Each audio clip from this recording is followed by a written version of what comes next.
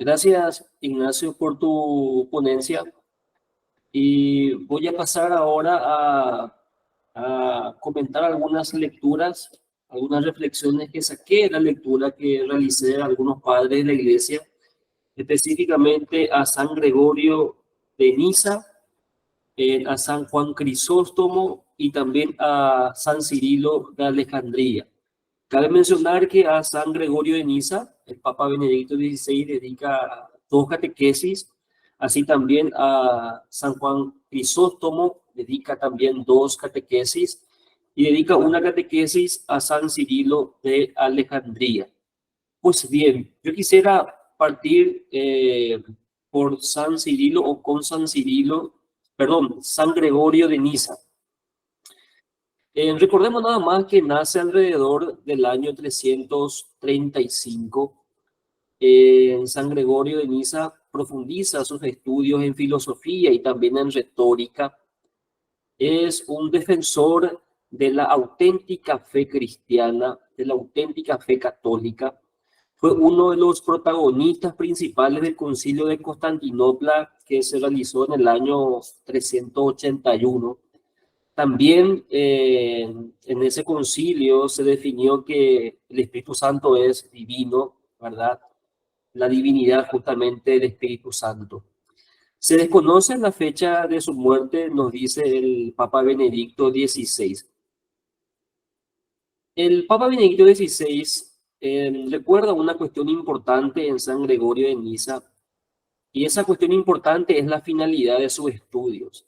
Dice el Papa Benedicto XVI que San Gregorio de Niza no se dedicó jamás a cosas vanas, a cosas superfluas, innecesarias, aquellas cuestiones que apartan de la doctrina verdadera, sino más bien se dedicó a reflexionar y a buscar ese encuentro con la luz que permite discernir justamente lo que es verdaderamente útil para la vida de una persona, para la vida del cristiano. Y dice San Gregorio de Niza que gracias al cristianismo es posible la imitación a la naturaleza divina. ¿Por qué menciona esto él? Y después lo voy a comentar brevemente, pero ya me adelanto. Porque el hombre es imagen y semejanza de Dios, imago Dei. El hombre fue creado a semejanza, a imagen de Dios. El hombre es hechura de Dios, hechura del Verbo también. Entonces, esa es una cuestión principal en San Gregorio de Niza. También recordemos que defendió la fe contra los herejes, contra esos herejes que negaban justamente la divinidad del Hijo y la divinidad del Espíritu Santo, o también contra esos herejes que negaban la verdadera humanidad de Jesús, ¿verdad? Entonces, había una conciencia clara, una idea que realmente ya venimos rastreando desde los primeros padres de la iglesia, que Cristo es verdadero hombre, pero también es, y también es, digo bien, verdadero Dios. La cuestión central de su reflexión teológica se centra en la cuestión de la creación, nos dice el Papa Benedicto XVI.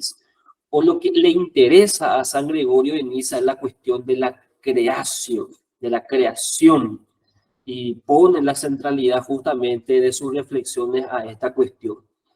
Y menciona referente a esto, a su teología me refiero, que es una teología de una vida espiritual, que es una teología que nace de una vida, de una fe encarnada, de una fe vivida, hasta ser considerado uno de los padres de la mística, ¿verdad? Entonces, eh, se entiende perfectamente que su estudio teológico no se resume solamente a lo estrictamente intelectual, sino que se complementa con la oración, y la oración es justamente la que engloba y la que perfecciona y la que eleva a esa naturaleza racional. Entonces, dice Gregorio Nacianceno que el hombre fue creado por Dios, por lo tanto fue honrado por Dios y situado sobre toda criatura. Y recordemos el Salmo 8, recordemos el Salmo 8, ¿quién es el hombre para que te acuerdes de él? Poco inferior a los ángeles lo hiciste, ¿verdad? Clarísimo está acá la cuestión. la cuestión central teológica en San Gregorio de Niza es el hombre creado a imagen y semejanza de Dios y llenado de dignidad. Recordemos una cuestión fundamental. Solamente el cristianismo ha enaltecido de una manera maravillosa al ser humano, al llamarle persona, y al llamarle hijo de Dios, y al llamarle imagen y semejanza de Dios. En la antigüedad, con los filósofos griegos, había una alta especulación antropológica, ciertamente. El hombre tiene razón, el hombre tiene voluntad, el hombre tiene libertad y tiene que obrar conforme a la razón, conforme a la voluntad, querer el bien, conforme a la voluntad, en fin. Pero el cristianismo le da el realce, remata al ser humano con el término persona. Y el término persona indica primeramente que Dios es la primera persona y nosotros somos el tercer analogado, como se dice en filosofía cristiana. Entonces, el hombre solamente alcanza su grandeza estando con Dios.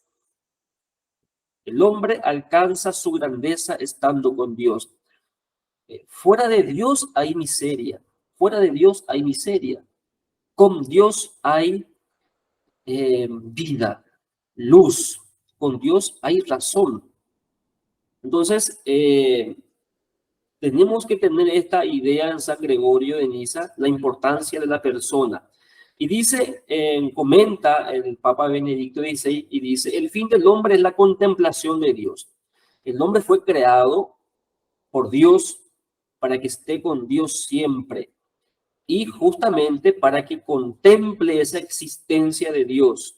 Solo en ella se puede encontrar la verdadera satisfacción. Y bueno, lo que se busca o lo que busca San Gregorio de Niza es mostrarnos que la verdadera vocación del hombre es la santidad. La verdadera vocación del hombre es la santidad. Cuestión que se ha perdido hoy día. Cuestión que se ha perdido hoy día.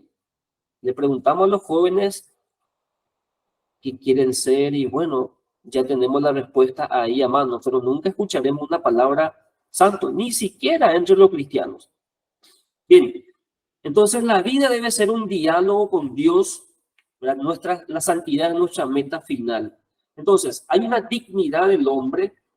El hombre tiene la finalidad de asemejarse a Dios. Esta es la cuestión vital, la cuestión central. Uno se asemeja a Dios en el amor. Uno se asemeja a Dios en el conocimiento de la verdad y de la práctica de las virtudes.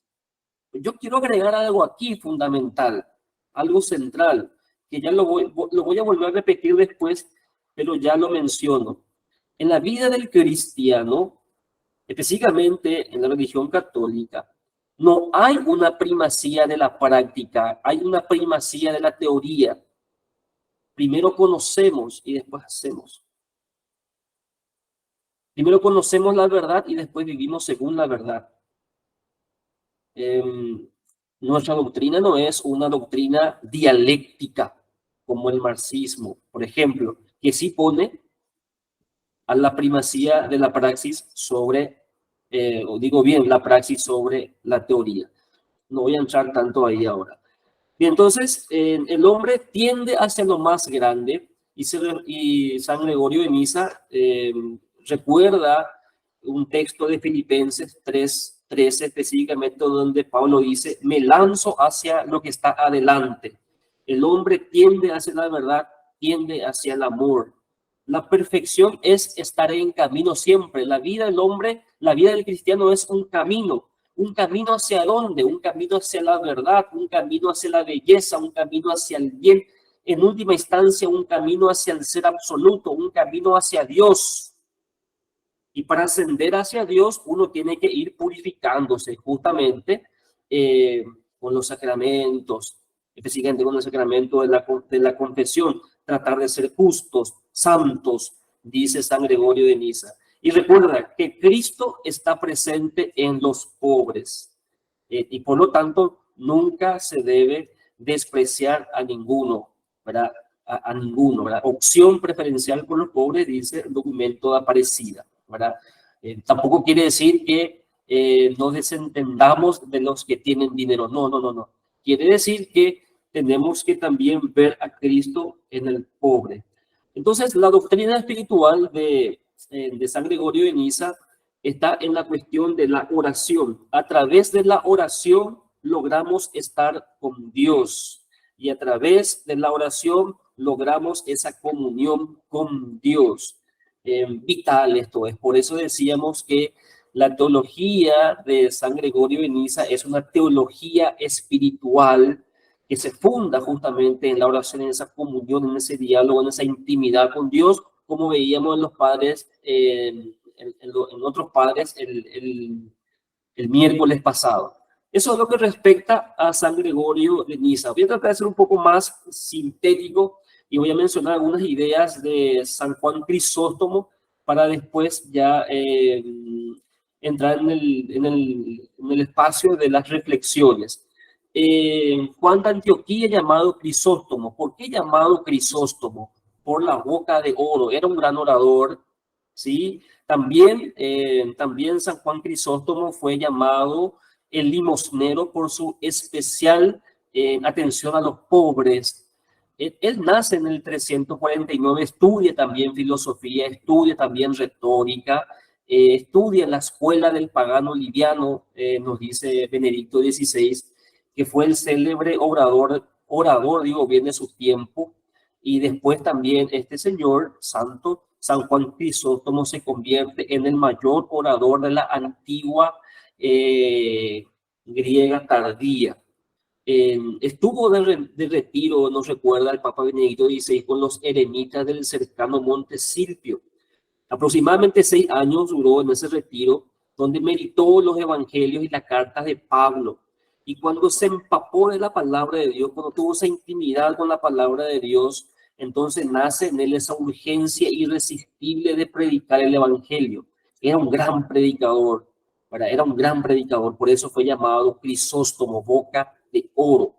Entonces, él tampoco fue un teólogo muy especulativo. Realmente, dice el Papa Benedicto XVI, su teología es exquisitamente pastoral, hermosa expresión, exquisitamente pastoral, pero no debemos olvidar que para una pastoral fructífera se necesita una formación dogmática muy, pero muy alta.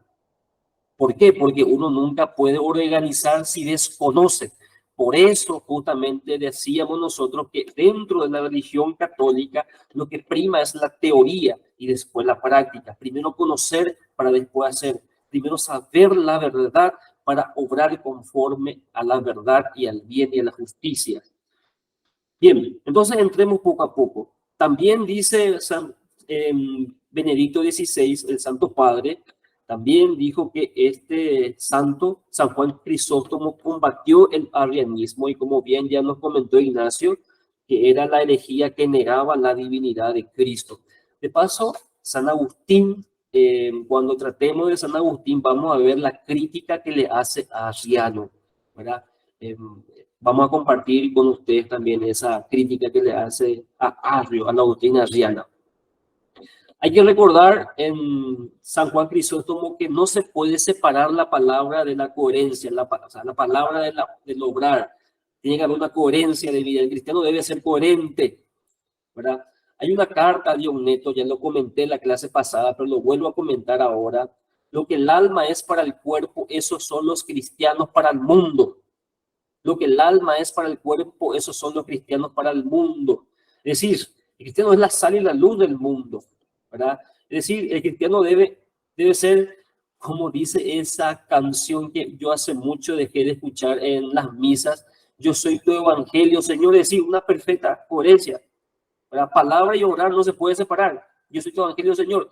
Cuentan algunos geógrafos de la vida de San Francisco que San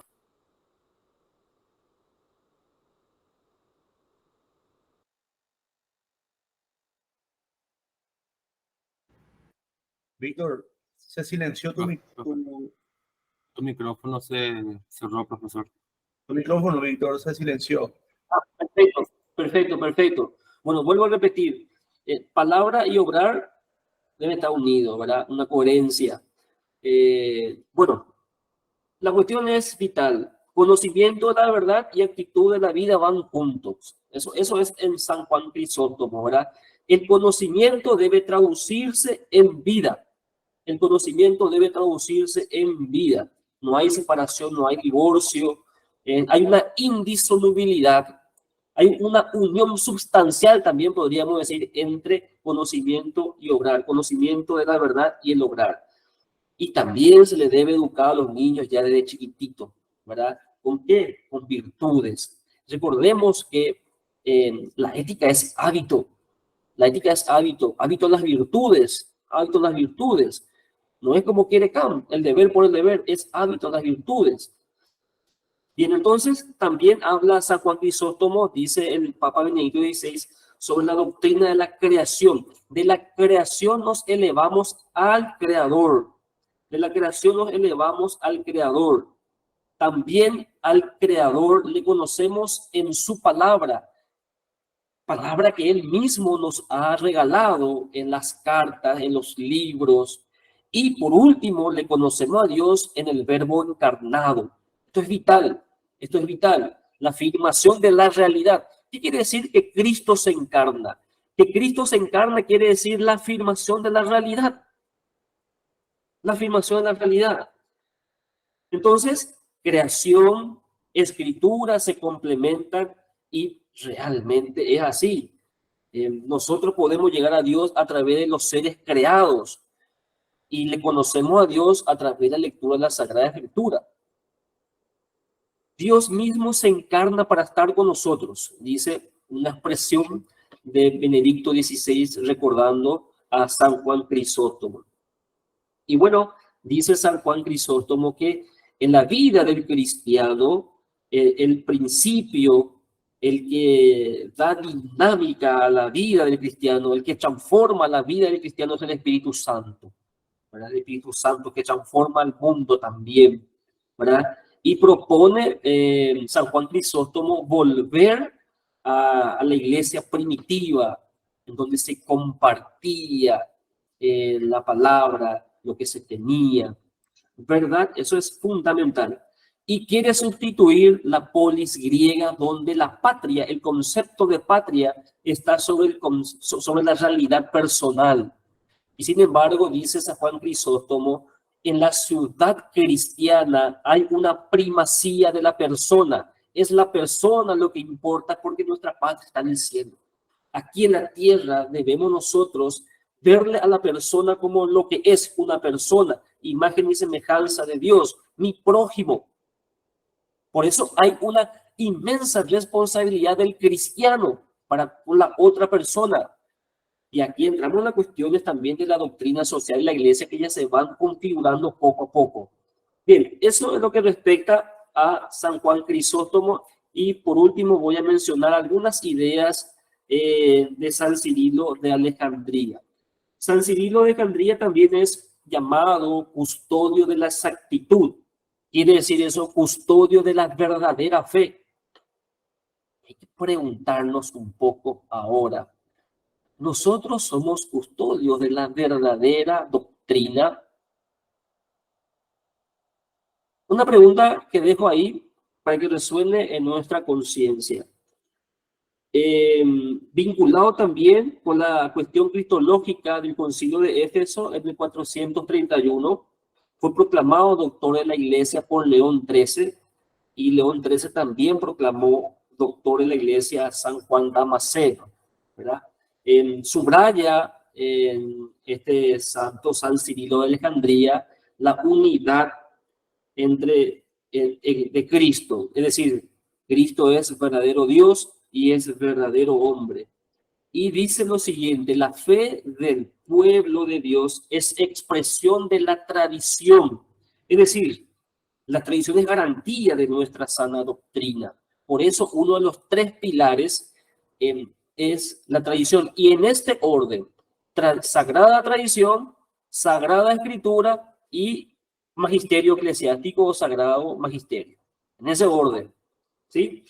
Entonces, también combate la herejía de Nestorio, que prefería llamar a María Madre de Cristo antes que Madre de Dios. Y sabemos que María es madre de Dios porque Cristo es verdadero Dios y verdadero hombre. Nestorio pues separa la divinidad de Jesús de su humanidad. Hay una ruptura o rompe esa unidad Nestorio en la persona de Jesús. Separa la divinidad y la humanidad, por lo tanto, ya no hay una verdadera unión en Cristo de Dios y hombre. Eso es a grandes rasgos estos tres padres de la iglesia que quería presentar con ustedes así a modo de síntesis: San Gregorio de Niza, San Juan Crisóstomo y por último San Cirilo de Alejandría. Ahora vamos a dejar un espacio para las reflexiones, para algunas preguntas que tengamos.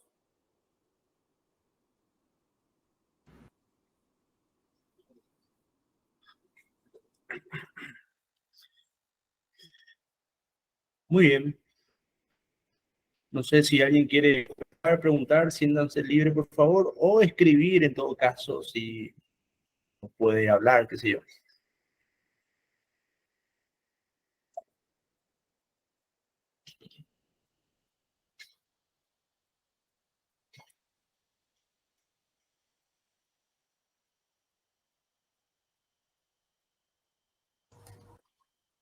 Parece que quedó todo claro, como decía un profesor, o le confundí más, ¿verdad? Bueno, Buenas, ¿qué tal? Profesores, yo tengo una consulta, digamos, para cada uno en conjunto, ¿no? Al principio el profesor Ignacio, bueno, estaba hablando de San Cirilo de Jerusalén. Bueno, primero San Atanasio y luego San Cirilo. Estuvo mencionando a Arrio, diciendo que Arrio, tengo entendido que fue presbítero, fue obispo, bueno, se convirtió luego en hereje, digamos. Eh, pero más adelante, el mismo Arrio, digamos, ordenó obispo, creo que era San Cirilo, no recuerdo. Entonces, me queda un poco la duda, si era un hereje y, digamos, negaba la divinidad de Jesús, mm, ¿cómo es que la iglesia le daba la autoridad para ordenar obispo o para seguir siendo presbítero u obispo al mismo tiempo, ¿no? Como que me queda esa duda, porque entiendo que el negar la divinidad de Jesús, pues, como el profesor este, Víctor había dicho, se puede negar, no se puede ser cristiano y negar la divinidad de Jesús, ¿no? Y la segunda pregunta tendría que ver con la exposición del profesor Víctor, que, o sea, no es tanto una pregunta, sino más bien un pedido, digamos. Él había mencionado que Cristo se encarna, que el hecho de que Cristo se encarne significa la afirmación de la realidad. Entonces, quería pedirte, profesor, si podrías, digamos, desarrollar un poquito más esa idea. Eso no es. Gracias. Bueno, gracias, Eugenio, por tu intervención. Bueno, yo dije que en realidad Arrio, bueno, ¿cómo es?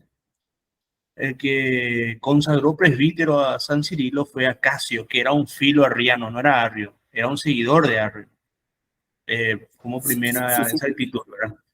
Eso fue por decir Bien, confusión.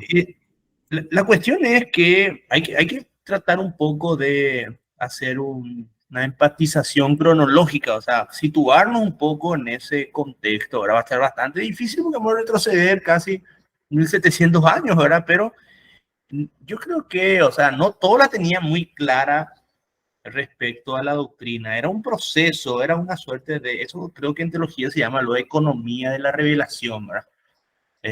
Dios no se revela de una vez y para siempre, sino que entendiendo un poco la capacidad de comprensión del ser humano, ¿verdad?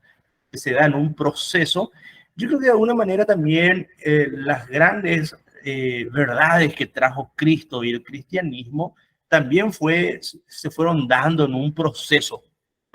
Probablemente Arrio no tenía mala intención, sino también estaba dentro de un campo ideológico, era el gnosticismo, o sea, su interpretación viene, no creo que sea intencional, era la interpretación que él tenía. De hecho, bueno, deberíamos de profundizar más en las ideas arrianas, ¿verdad? Porque seguramente tiene una muy buena argumentación. Yo tengo cierto recuerdo, ¿verdad?, de la argumentación bíblica, porque él se remontaba en el texto de sabiduría, tú eres mi hijo, yo te engendré hoy, y era una cuestión bastante interesante lo de Arrio. O sea, Arrio no era un tipo, era un tipo muy inteligente, Arrio. Sabía, conocía, solamente que estaba equivocado, ¿verdad? Y el concilio, en base a la doctrina que se definió en el concilio de Nicea, quedó demostrado que Arrio estaba equivocado, ¿verdad? Lo que pasa es que Arrio tocó el caracú central de la doctrina de la época, que era la identidad de Cristo. Yo insisto en esto, el punto de partida era el problema de la identidad, y eso se va desarrollando en los primeros 8 siglos. A lo largo de esos 8 siglos se dieron concilios para ir definiendo, ¿verdad? Y hay que tratar de ponernos en los zapatos de los muchachos de la época, ¿verdad? De los santos, padres, etcétera, los obispos, ¿verdad? Y decir, bueno, pongámonos de acuerdo porque si no, esto es un despelote. Entonces hicieron el concilio y yo digo de manera un poco burda esto, ¿verdad? Para que quede un poco claro, ¿verdad? Pero no hay que pensar que eran ángeles, hay que romper un poco con ese paradigma y decir que eran hombres de oración que estaban sentados discutiendo, estudiando, y finalmente se definió la clave central de lo que se cree que es un poco el credo de Nicea, ¿verdad?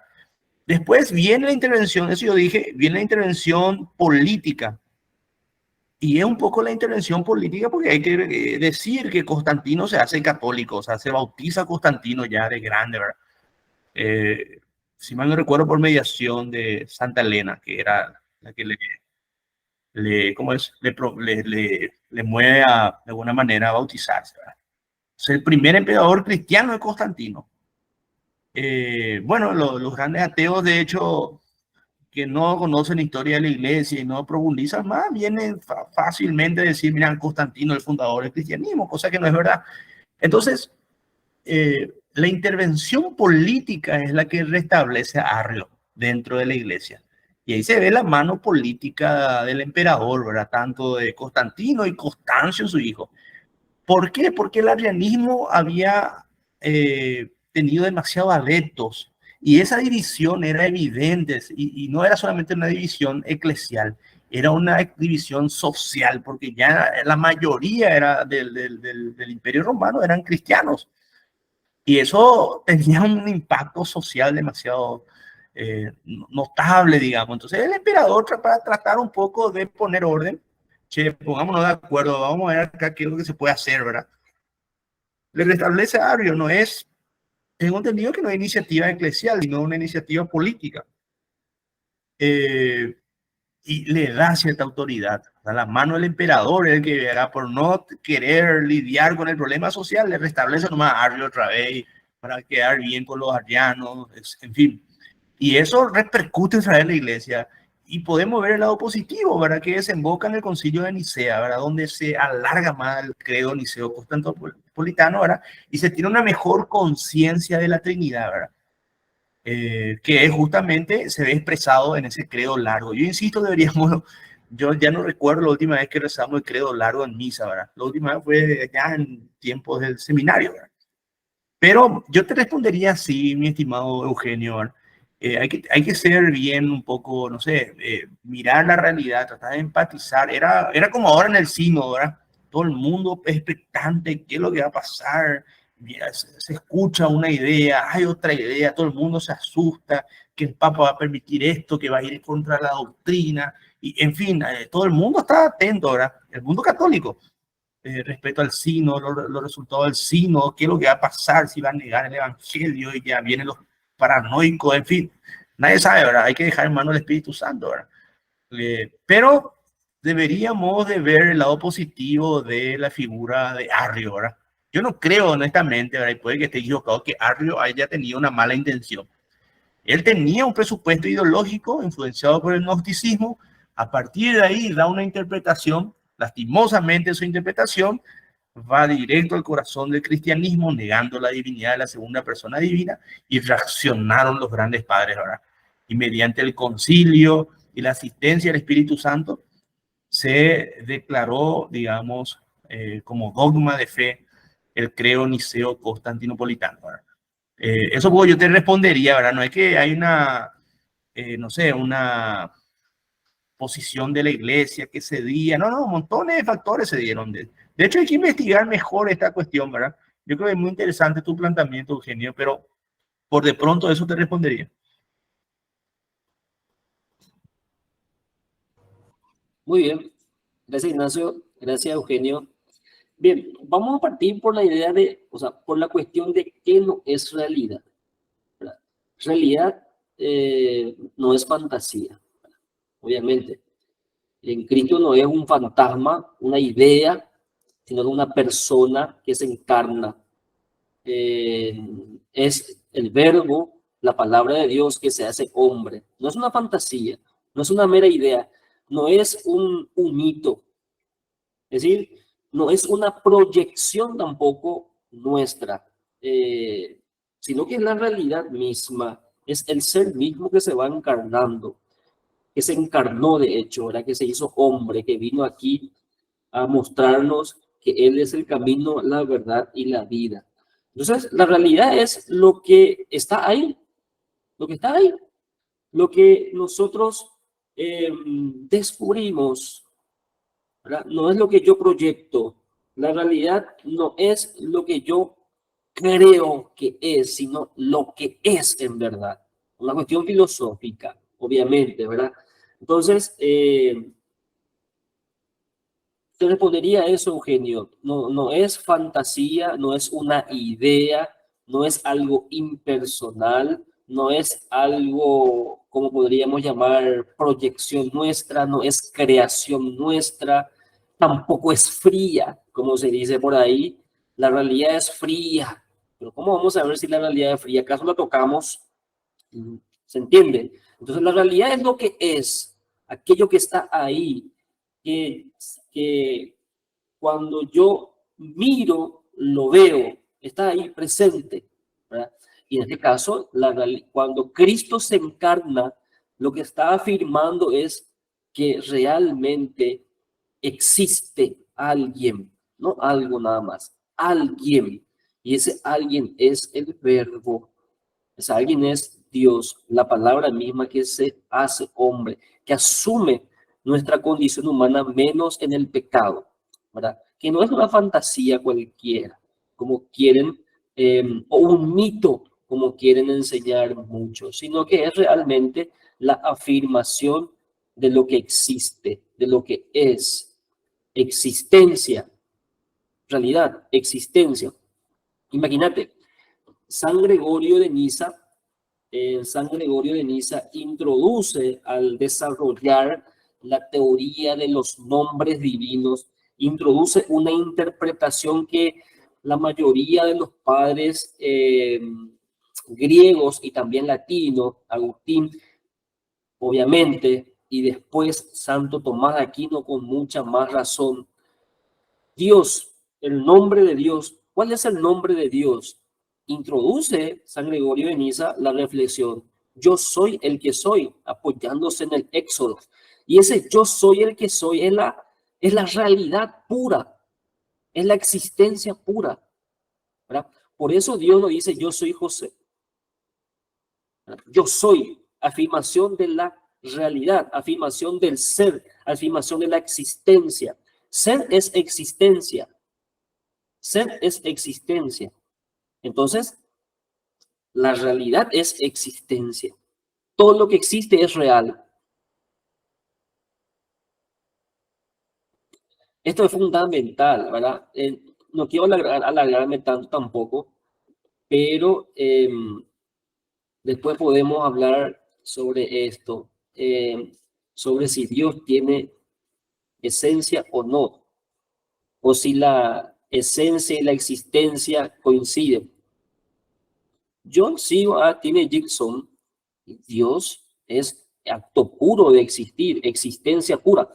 Por eso tiene Gibson, va a decir, la filosofía cristiana es la filosofía existencial por antonomasia, porque pone a la realidad en el existir, o la existencia es realidad, o la realidad es existencia. Con eso nomás termino, Eugenio. Muchas gracias, profesor Víctor. Gracias también, profe Ignacio. Gracias. Acá dice Guillermo, lo de la divinidad de Cristo no puede quedarse simplemente con el hecho anecdótico que el Concilio de Nicea así lo estableció.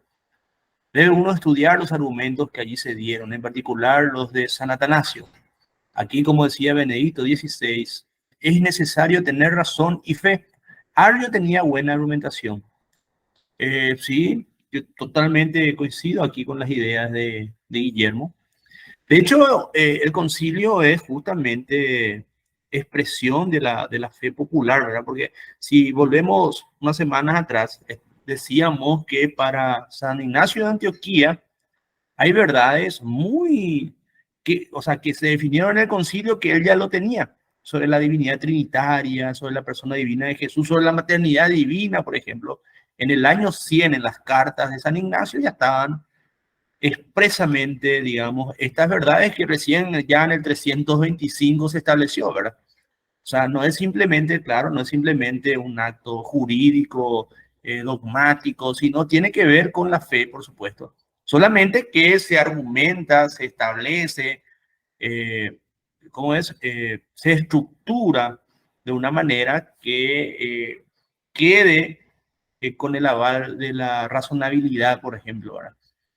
Ya, digamos, para declarar un dogma se hace un estudio larguísimo, ¿verdad?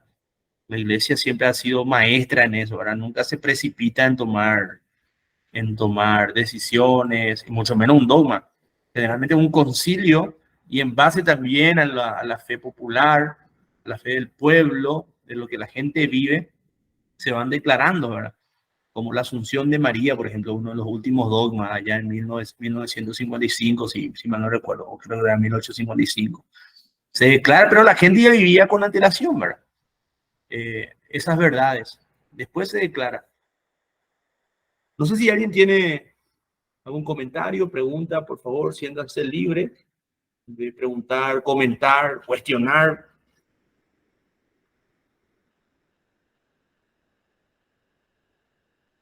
Ignacio, Marcos, Marcos tiene una... sí, en un sentido el ecumenismo se fundamenta en la semilla del verbo. Por otra parte, el tema de la salvación, que no se limita solo al catolicismo, fundamentalmente a partir del Vaticano II, también se podría relacionar con la semilla del verbo.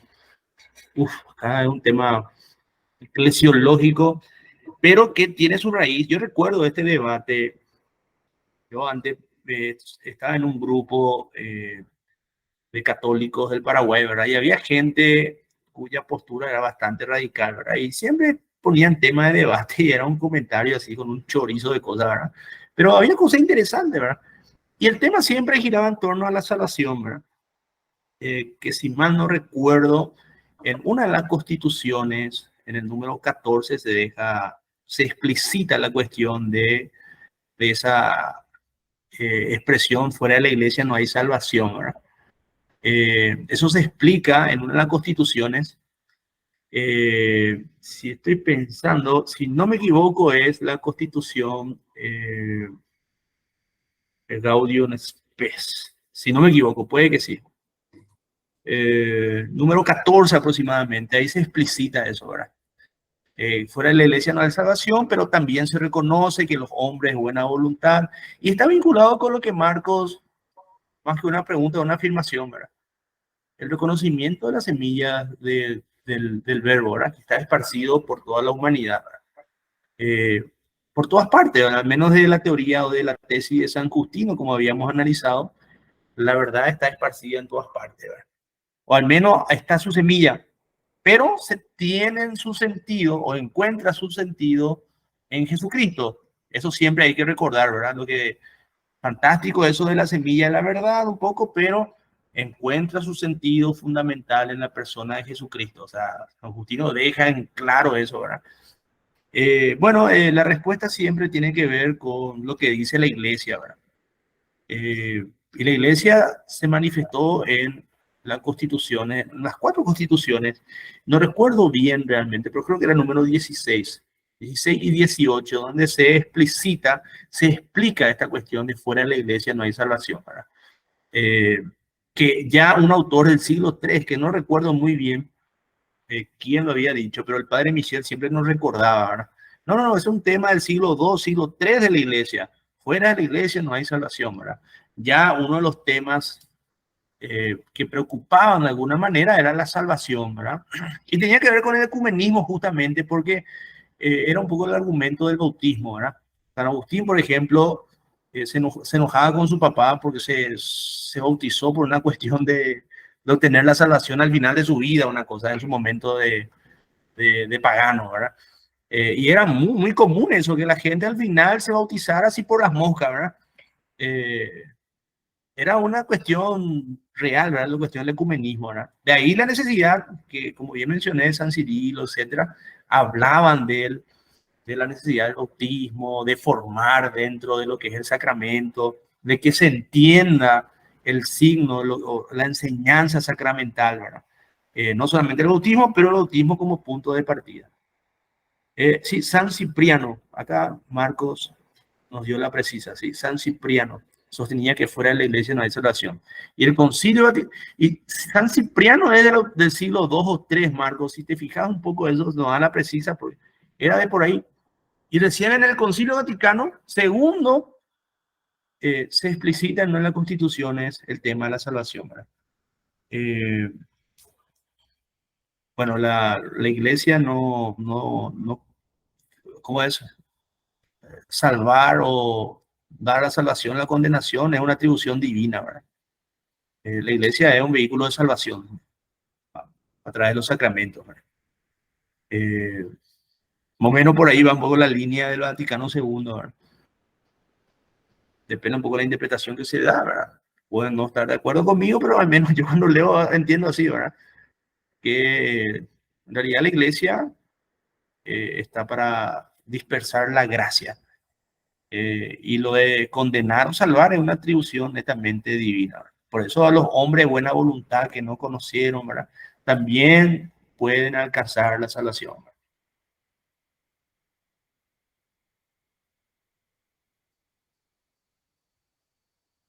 No sé si alguien tiene alguna pregunta, comentario.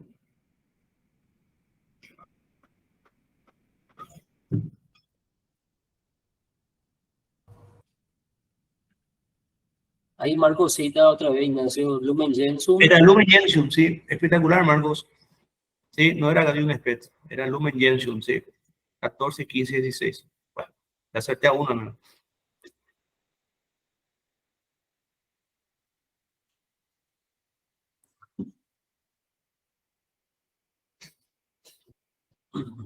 ¿Alguna duda más que tengan?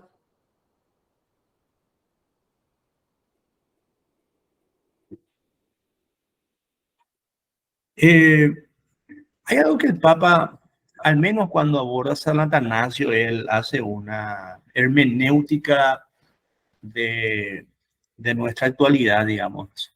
Porque él dice que, bueno, el arrianismo fue, o sea, fue superado allá, pero sigue vivo más o menos ahora, ¿verdad?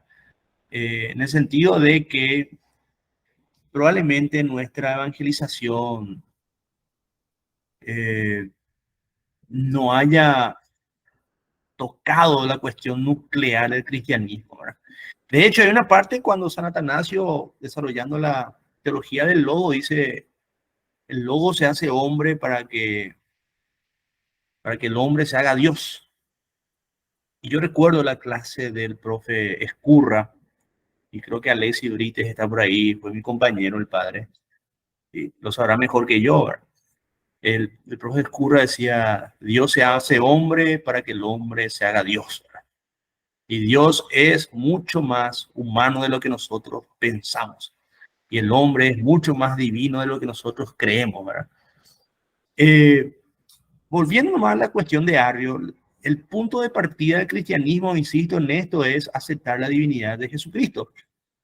Si no aceptamos la divinidad de Jesucristo, estamos fritos. Ahí ya no somos cristianos. O sea, somos cualquier otra cosa menos cristianos. Porque el punto de partida tiene que ver con el, el cristianismo, ¿verdad? Entonces, un nuncio que estuvo en Paraguay en uno de sus artículos decía que Paraguay era un pueblo católico no evangelizado, ¿verdad? Sino una crítica, ¿verdad? Un pueblo católico no evangelizado. Eh, porque desconoce muchas cuestiones que atañen a su fe. De repente se queda en el devocionismo, una cosa de esa, ¿verdad? Pero cuando a profundidad, de repente en las verdades, ¿verdad? Y tiene que ver también con la enseñanza y hacía autocrítica, de hecho, de este nuncio, que estuvo en Paraguay. Siempre reconocía que el paraguayo es muy católico, perfecto, se va en misa, 8 de diciembre, es mariano, pero en estas cuestiones él se encontraba con este fenómeno, ¿verdad? De que le preguntaba sobre si Jesús es verdadero Dios y ahí como que eh, la fe de la gente como que no está bien formada, digamos, ¿verdad? Eh, Eso lo decía Anuncio, ¿verdad? Yo no sé si podemos no estar de acuerdo con él, ¿verdad? Pero quería nomás hacer una alusión a lo que el Papa decía respecto al arrianismo, ¿verdad? No es que haya leído a Arios, sino no se le ha enseñado el cristianismo, ¿verdad? A la gente, para poder entender que Jesús es consustancial al Padre, ¿verdad? Eh, Eso es clave, insisto otra vez, en nuestra creencia cristiana.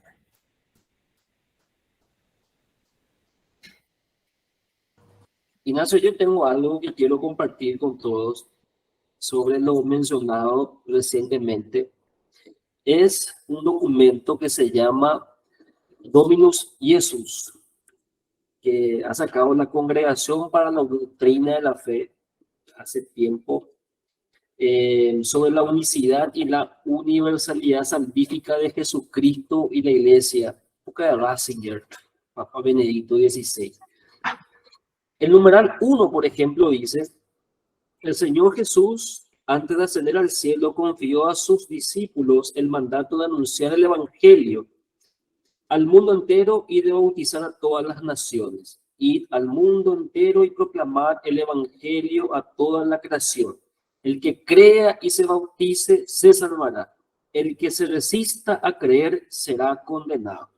Marcos 16, 15, 16. Cita otro texto: me ha sido dado todo poder en el cielo y en la tierra, y pues hacer discípulos a todas las gentes, bautizándolas en el nombre del Padre, del Hijo y del Espíritu Santo, y enseñándoles a guardar todo lo que os he mandado.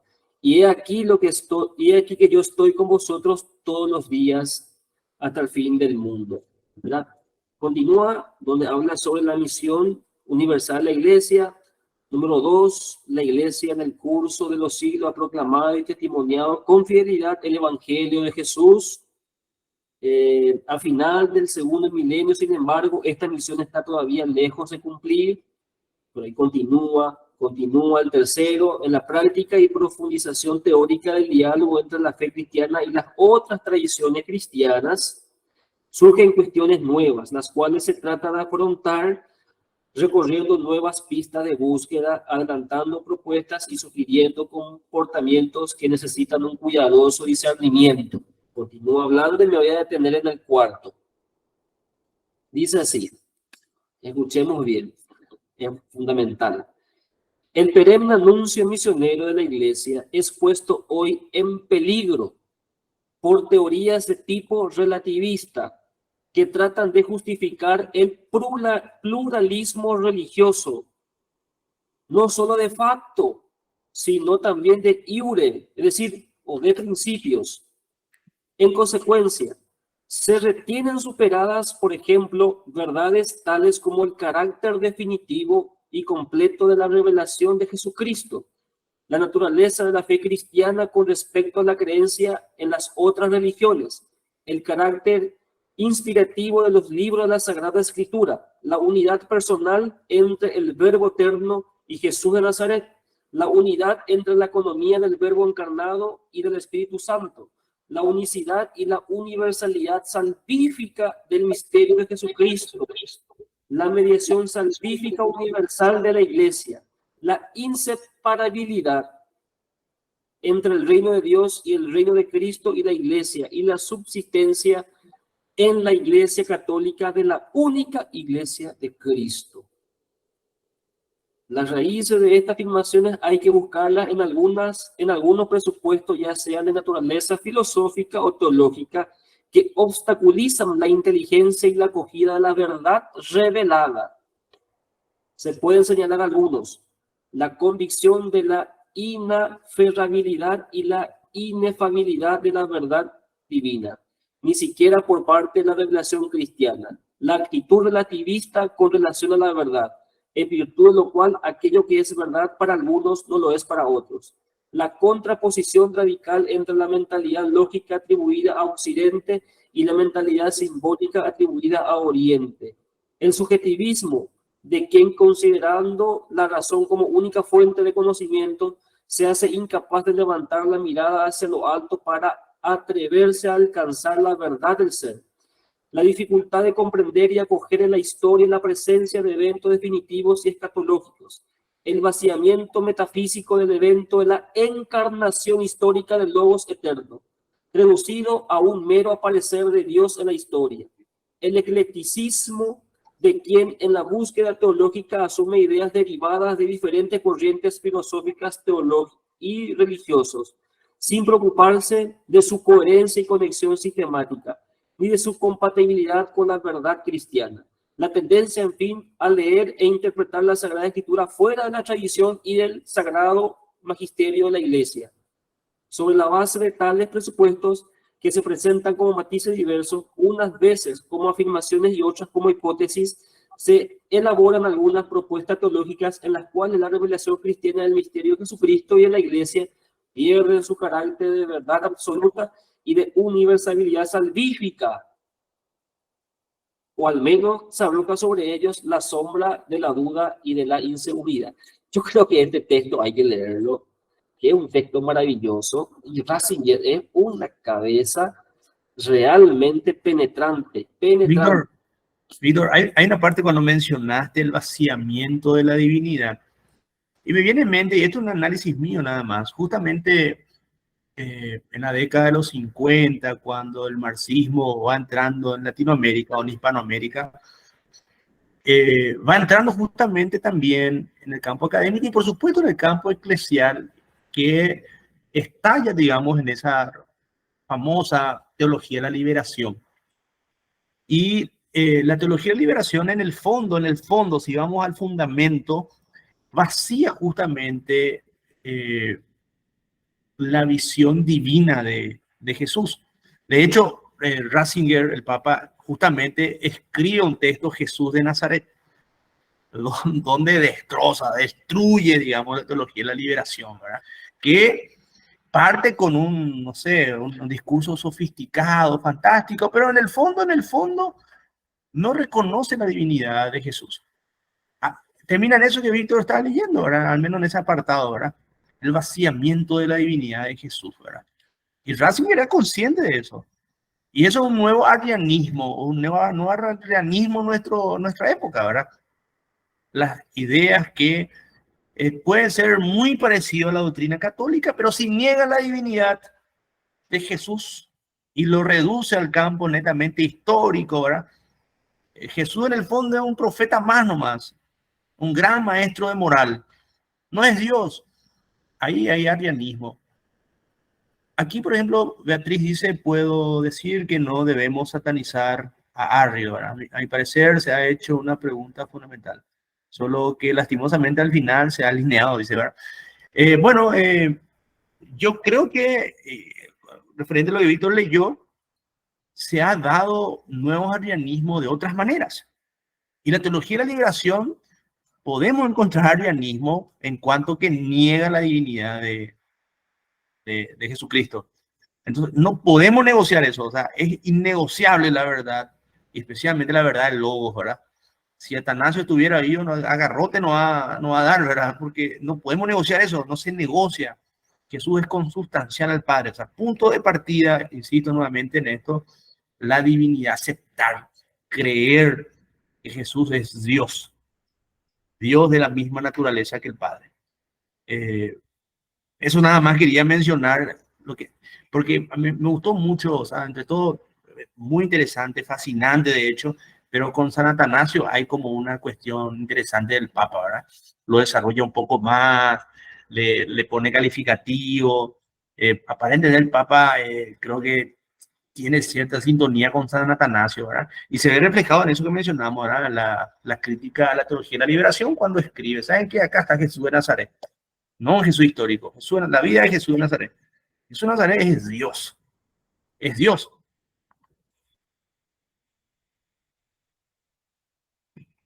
No sé si alguien tiene una pregunta, consulta más.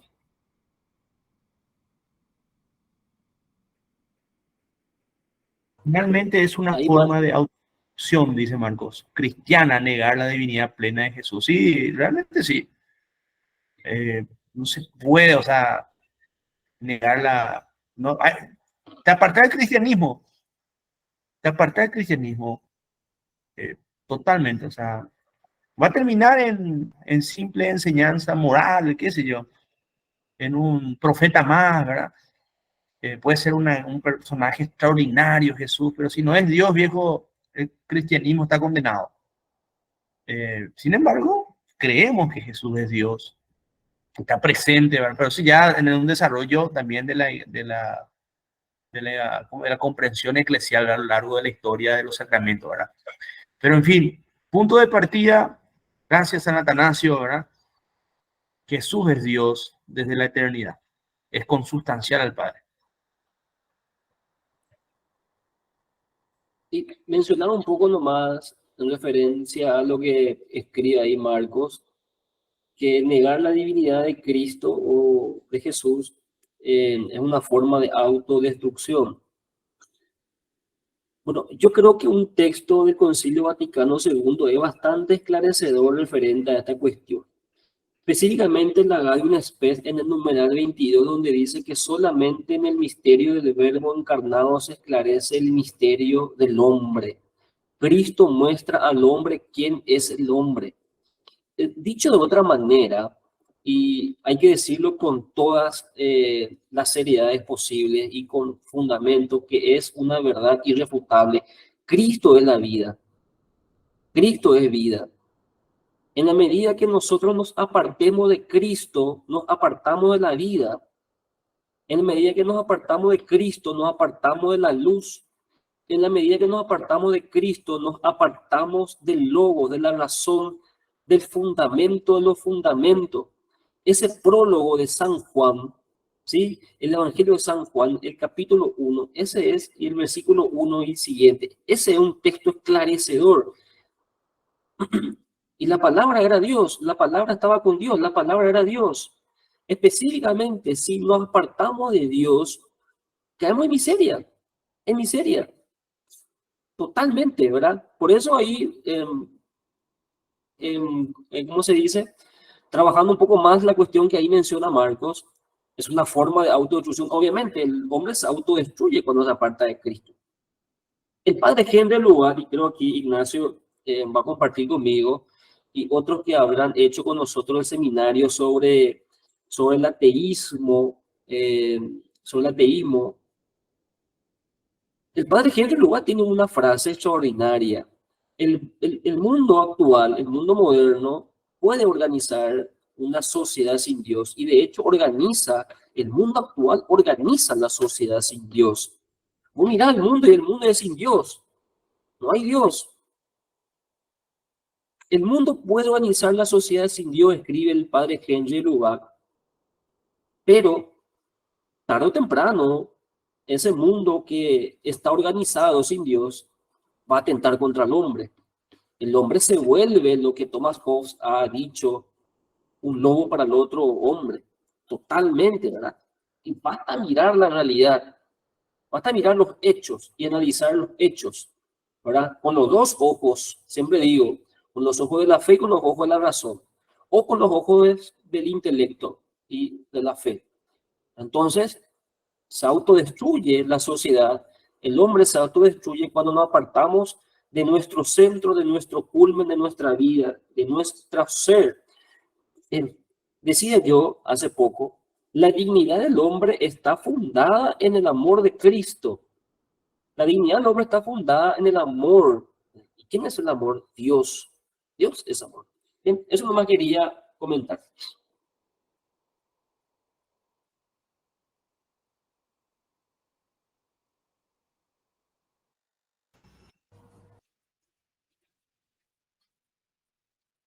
Son las No sé si 8:50. sí. Vamos a ir cerrando, Víctor, no hay algún comentario más, ¿verdad?